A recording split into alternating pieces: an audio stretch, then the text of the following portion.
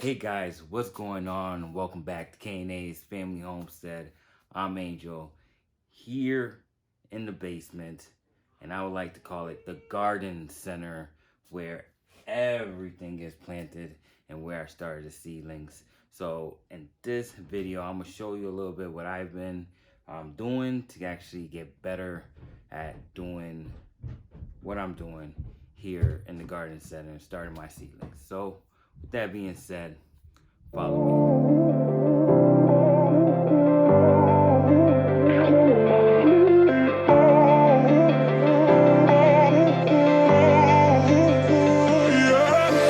Ain't no love like a real love, but it goes so fast.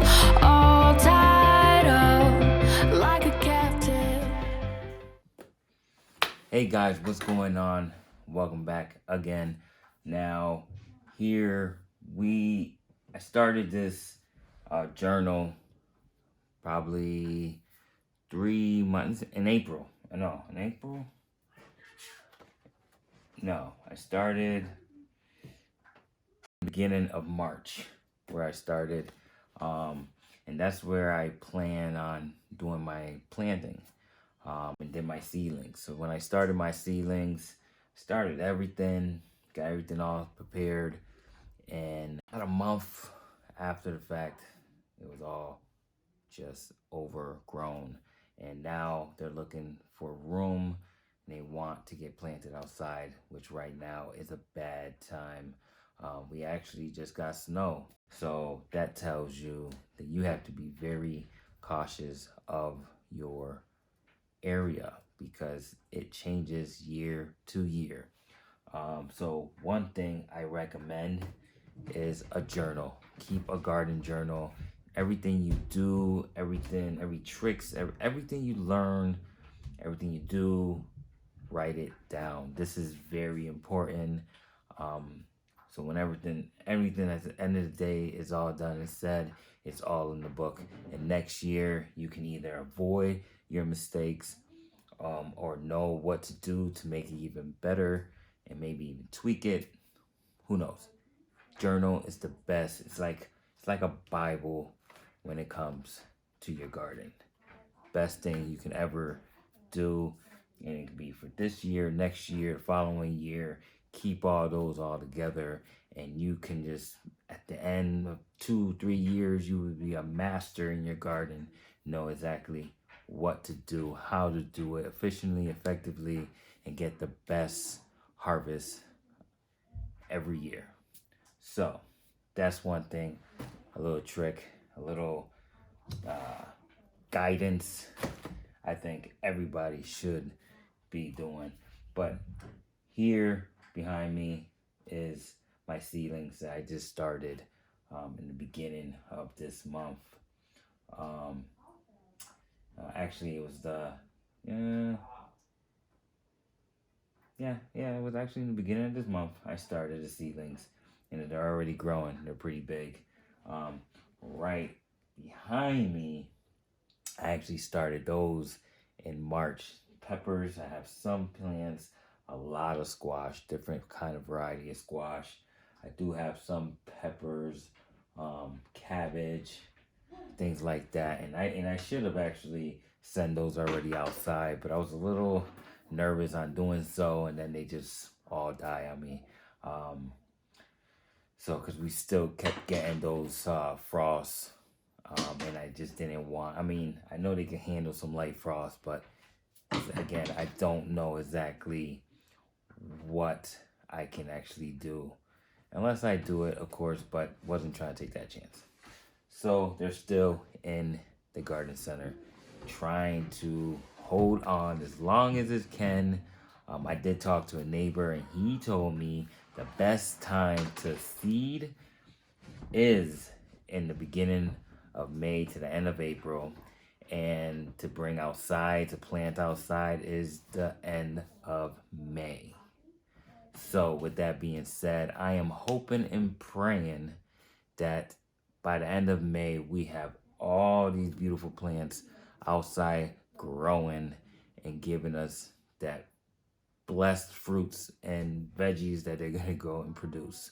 So that I'm hoping and praying.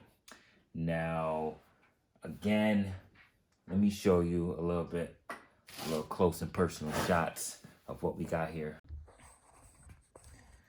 Okay, so here we go. We have our beans, two variety of beans here. We have beans of Old Homestead, beans of Old Homestead, same variety, I believe. And then these here are actually all peas. We got sugar snaps. We got mountain meeting sun or sugar. Mountain melting sugar. Sorry, there you go. So we got a couple of varieties, and that's why they grow so fast, because they're beans. Beans grow real fast, and so that's why they're starting to sprout pretty quickly there. I'm using a heat mat for them so they can have some good warm soil. It's not technically needed, but this is where they are right now. Then we have, which I had a cover on them, keep the moisture and the heat inside. These are my melons. Guys, if you remember in the beginning of the video, actually it's like a few videos down, we were talking about different varieties I was going to plant. These seeds are all from Baker's Creek, which is an awesome variety that I got. And melons was something that I really want to get into with different types of varieties and flavors. So we got melon Kalari, if I said it right. Melon Jenny Lane. Melon, what's that? It's a collective from, let me see.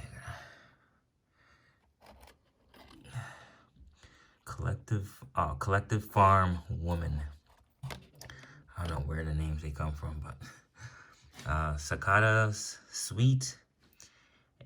It's Amish Melon.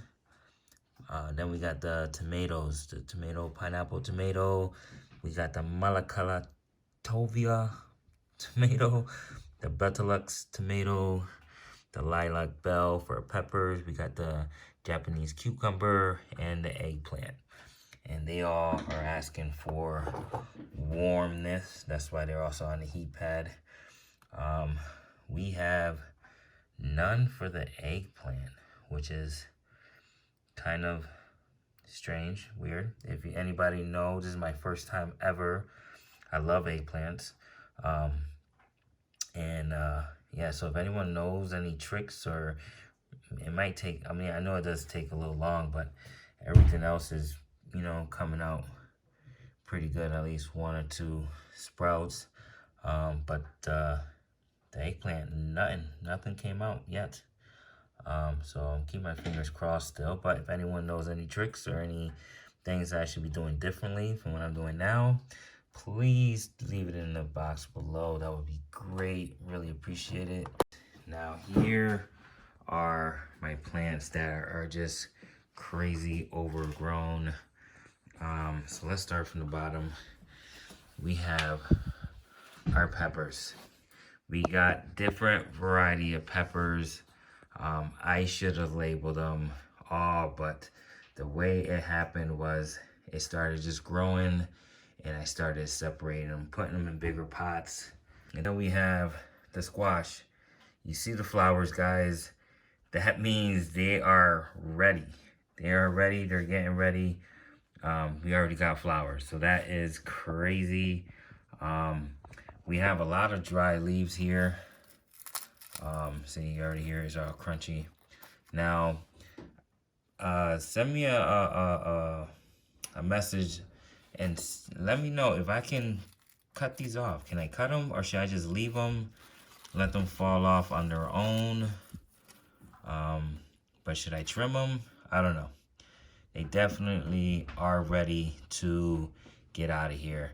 I got them on the highest stage, where you can see, got them in the bottom, a lot of room, which they're starting to touch the light. So that means I have to lift this up a little bit more.